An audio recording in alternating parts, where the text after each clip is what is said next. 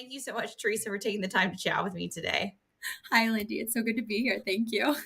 It's already been a journey, and we literally just launched the show. That's how you know it's going to be a good conversation. Very So again, excited. supply chain security. I know there's a lot of folks in the national security space, whether they're willing to admit it or not, who don't entirely understand the term. I think it incorporates a lot of what we know. It's cybersecurity, it's critical infrastructure, it's logistics. And I think sometimes when we think supply chain, we can also kind of go back to a 1990s view of it. Can you just give the quick definition? You're an expert in this space. I've heard you speak on it before. You have a great command of the issue and topic of supply chain security. So kind of what is, from your vantage, the definition of supply chain security, and how does it exist as an industry or career field? No, absolutely. Great question.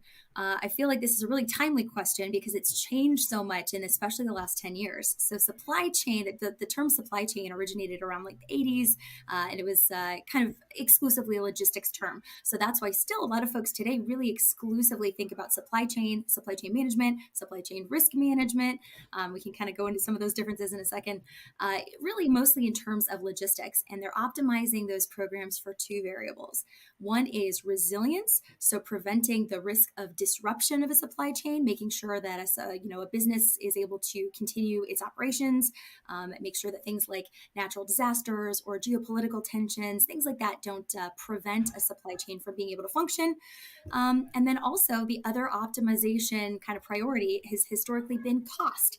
So that risk, when we talk about supply chain risk, is the risk of waste in the process. So that's where you get a lot of things like modeling and smart warehouses, Lean Six Sigma, more of that like process engineering, really focused on efficiency in a supply chain. So again, today you'll see a ton of people talking about supply chain risk, and that's really those are the two risks that they're really talking about: fear of disruption, fear of waste in the process. And security never really entered into this for a long time. Certainly not at the level of those other two variables.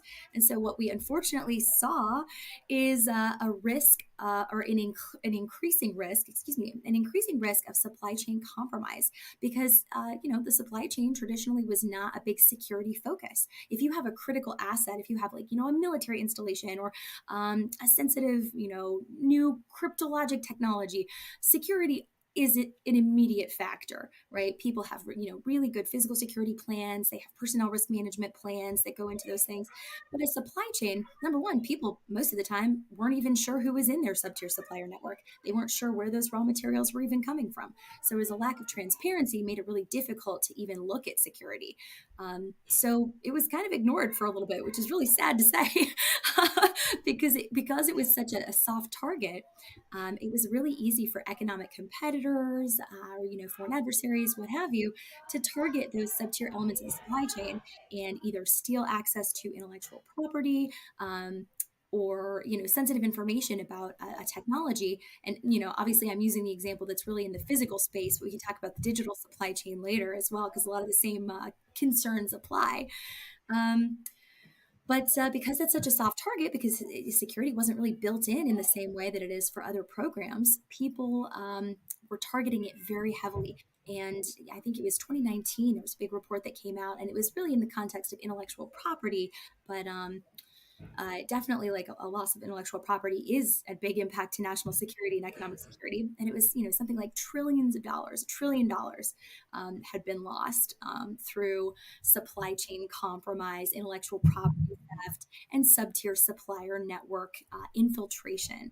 And so people started paying attention. They were saying, wow, this is one of the most frequently targeted elements of the supply chain for an emerging technology.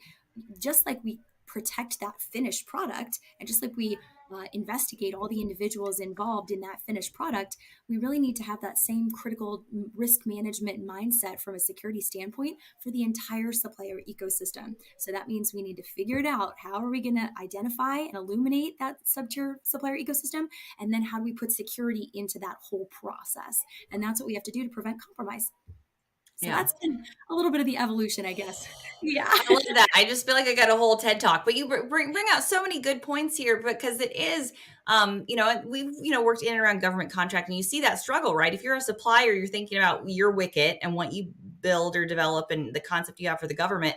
And I think, in the broader security clearance community, they've kind of realized to address risk, you can't kind of keep the typical stovepipes, right? And we Mm, kind of have that kind of back and forth. Like, yes, we want information compartmentalized. Yes, we want like the protection there, but you also need to look at what the other wickets that went into getting, this product here and there and having some responsibility in that from a company. And you bring up a great motivation to do that. No, not only regardless of whether the government creates a policy or compliance issue for you, which they are, I think, starting to do a lot more, but mm. even outside of that, the risk to the bottom line and the dollars and cents that are going out the door if you're not protecting, your company brand reputation, supply chains. There's a significant cost to the federal government, but also to all these contractors supporting the Yes. space.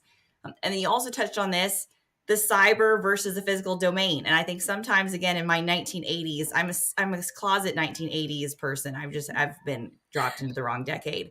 I tend to think of it like in logistics and the typical supply chain, but I know it's a lot more than that. So do you have like kind of are they two separate functional areas for supply chain, thinking cyber and thinking physical, or are they more intertwined today, or how does that work?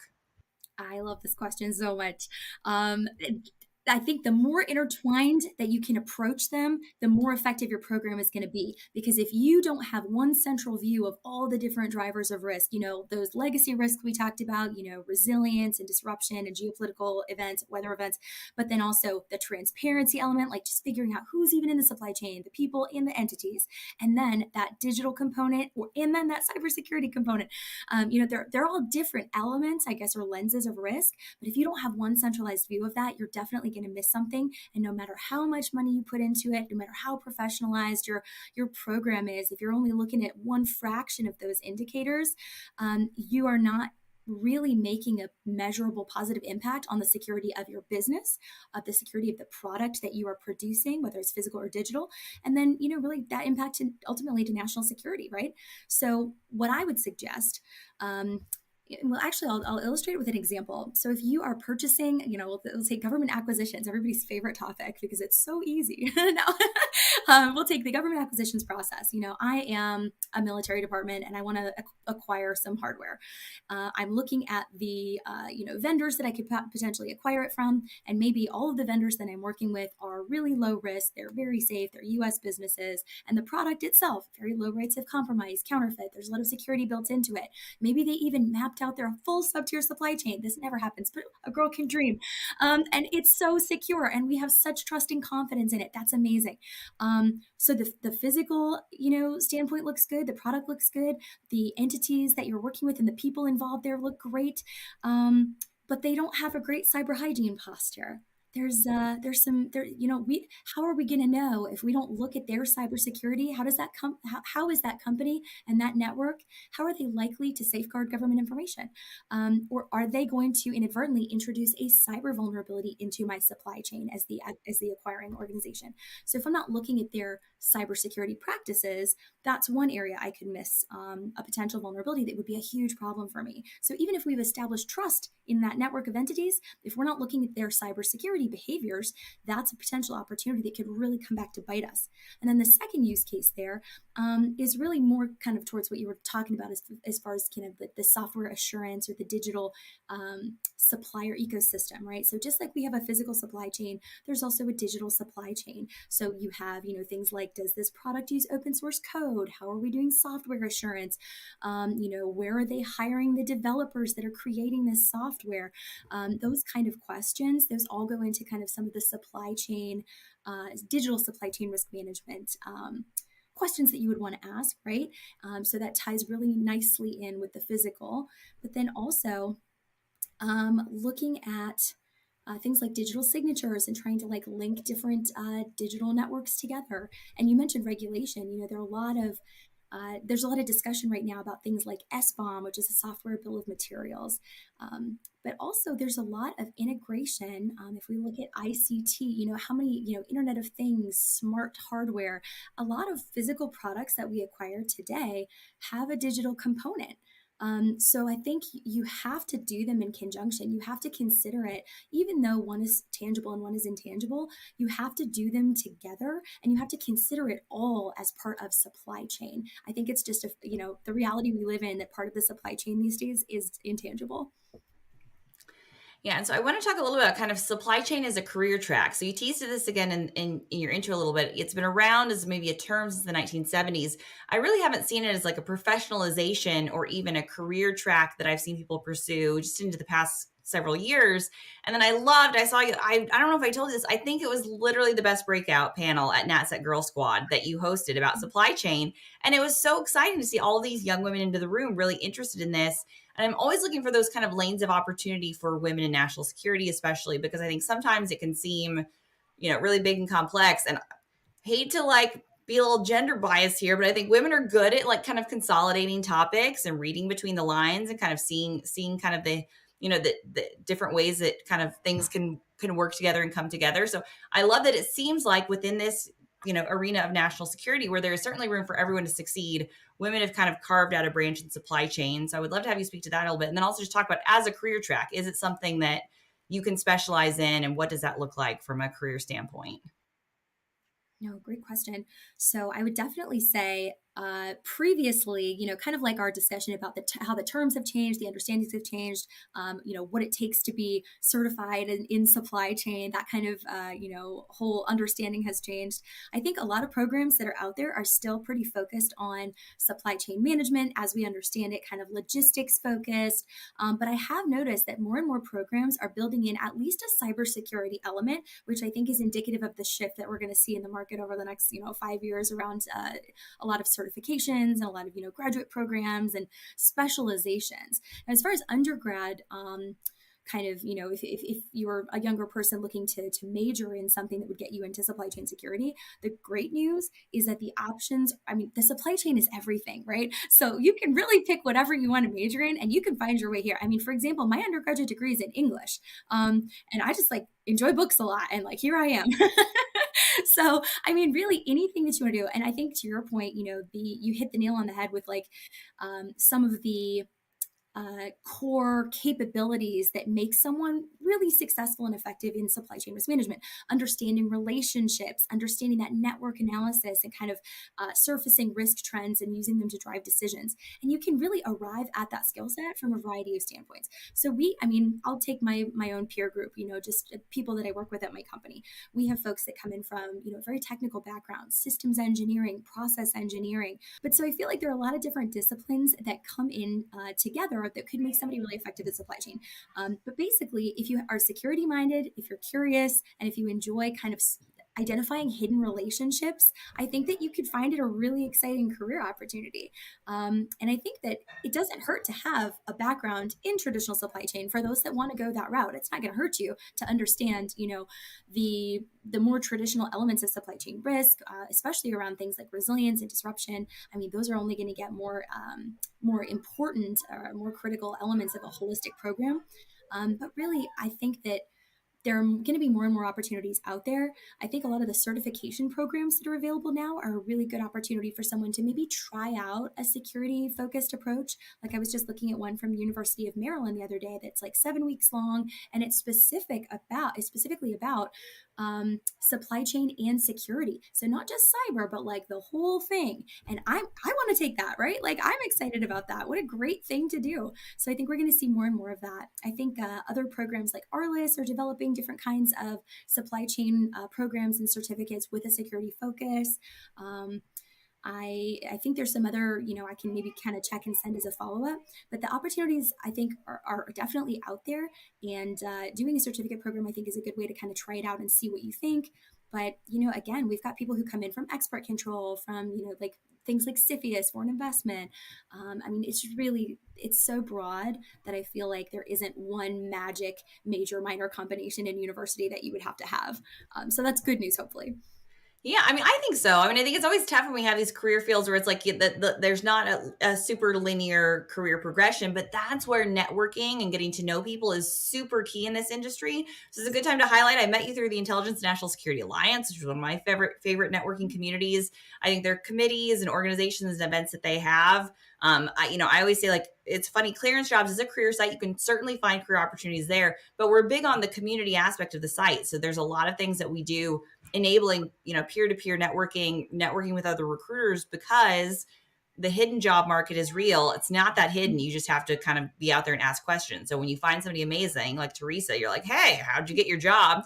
And she'll probably tell you, like, is it here? So I just think finding those career pathways that kind of lands you into the right opportunity, and just taking some chutzpah to kind of put yourself out there. So yeah, let's talk a little bit about INSA. I know that you're on their insider threat subcommittee. I think I kind of like love to highlight that, because we kind of, I'm used to working with the security wonks and I love them, but we can kind of put security in this, very specific bucket. But as you know, supply chain kind of is busting through all the parameters, and like security in different areas, insider risk kind of being a part of your professional toolkit. What do you see are some of the trends in terms of insider risk and how that relates to supply chain? Phenomenal question. So, actually, one of our goals for that subcommittee this year is focusing on two areas, and they're both really also important for supply chain. One is kind of AI, right? And all these big developments around AI, whether it's generative AI, large language models, whatever it is. How are we bringing that to these hidden risk problem sets? And then the other is safeguarding intellectual property for defense related technology or national security related technology. Because as you can imagine, we see this a lot in the news. We get, leaks, we get whistleblowers or whatever you want to call it, where somebody is taking information about sensitive technology and exposing that or leaking that in a way that makes, the United States really lose whatever advantage that technology would have given us from a military technological superiority standpoint.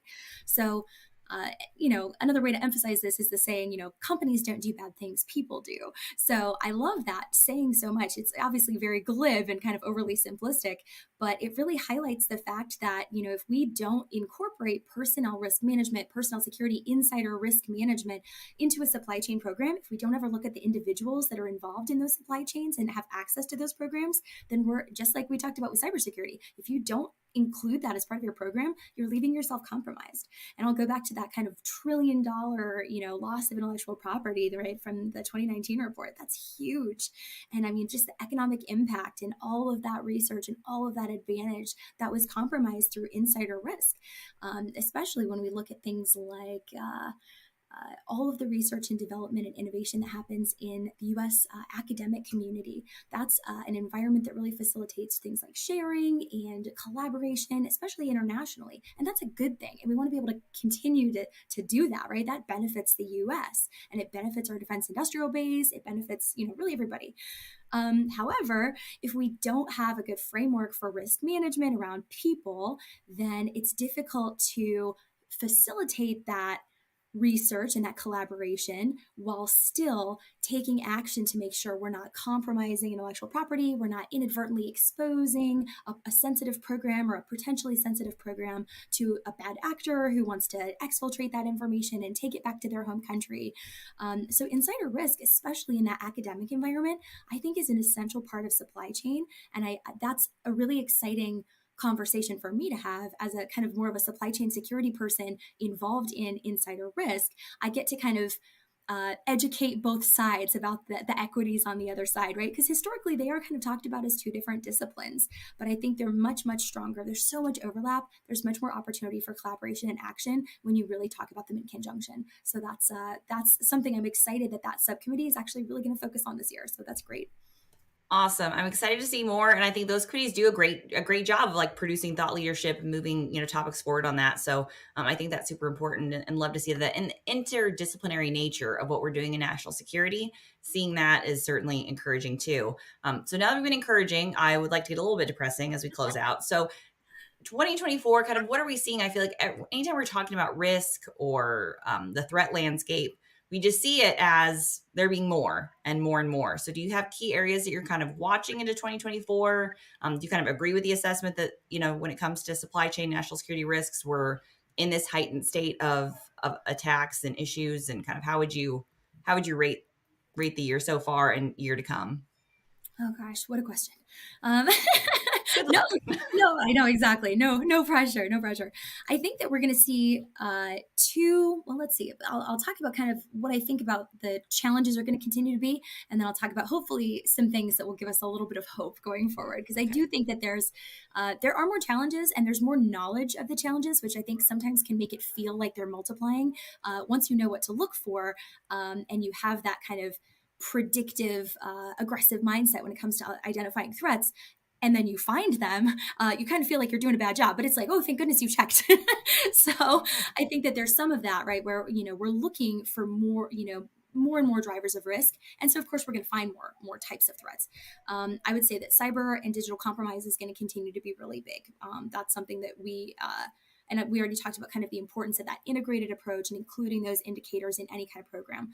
I think that resilience, from a resilience standpoint, I do think that access to things like critical elements, critical minerals, some of the perhaps advanced chipsets and microelectronics that are currently almost exclusively produced outside the United States, though that's going to continue to be a pain point. That's going to continue to be something that we need to plan for, because it's going to be impacted by things like geopolitical tensions, regulatory environment.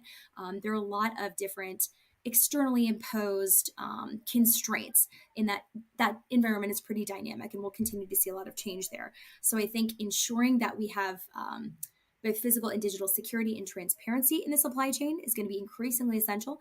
Ensuring we have increasing integration and kind of breaking down those silos, either within companies or between industry and government, is going to be increasingly essential.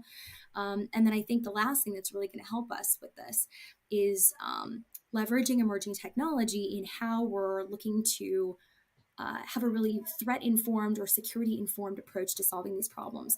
There are a lot of different problems out there, and we've talked about, yes, we want to be holistic. We want to look at everything, the broadest set of risk indicators. We want to look at the broadest set of data sources. And fortunately, a lot of this data is available open source, which is great. If you're looking at expanding, a network of hidden relationships or identifying hidden risks or things like that. Using things like, we just talked about kind of the impact of AI, right? So using things like AI, using things like natural language processing or large language models, or any kind of like predictive analytics. There's all sorts of different modeling out there that's AI enabled. A lot of that is going to allow us to get that better insight more quickly, in a more scalable way, in a more standardized way than we've ever been able to do previously. So just as we feel like the risks are kind of multiplying and the different data sources and different kind of inputs for a really threat-informed program are multiplying, the tools that we have available to us to get that insight and illuminate those hidden trends and pull out those hidden risks, and then use that to drive a decision that's going to have a measurable impact on either the security of our company, of our products, physical and digital, or of U.S. national security. We're going to have more and more opportunities to do that. So we're going to see a big leap, I think, in AI for supply chain this year specifically. So that's something that excites me a lot, as you could tell. Hey, I love that. Hey, that's always nice to be on this podcast and not be the only one that's excited about the topic. So, I mean, I know the topic is security clearance and security. I will say I feel very secure. I feel not insecure knowing that we have amazing folks like Theresa Campobasso, who's working on this topic for Exiger. I always love to hear you out there speaking and talking about supply chain issues. I think it is a great career track. So again, I feel like I get a lot of folks who are always transitioning out of the military, working, younger people that reach out and they're kind of looking for how to engage in this space. I think, again, if you can kind of read between the lines or read between the supply chains, sounds like this could be a great career track to pursue. I really appreciate your sharing your time and expertise with us. No, absolutely. Thank you so much.